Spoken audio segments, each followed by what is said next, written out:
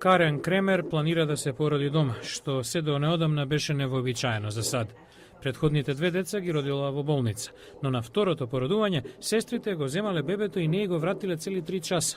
Карен вели дека немало компликации, едноставно сестрите биле презафатени. Затоа и се решила третото дете да го донесе на свет дома.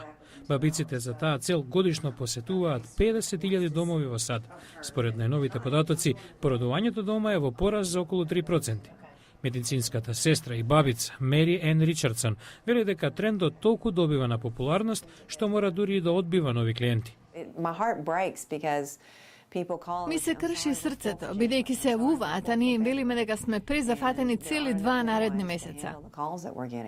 Доктор Мейвис Шорн се обидува да ја промени општата представа за породувањето дома.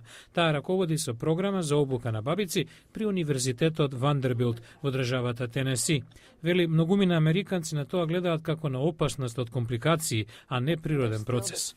Шорн додава дека породувањето во домашни услови со обучена бабица е исто толку безбедно како во болница. Но при неочекувани компликации, родилките сепак завршуваат во болница. Американското здружение на гинеколози на породувањето дома гледа како на во тренд и опасно, додавајќи дека стапката на умирање при породување дома е многу поголема, иако застапниците на процедурата го оспоруваат тврдењето.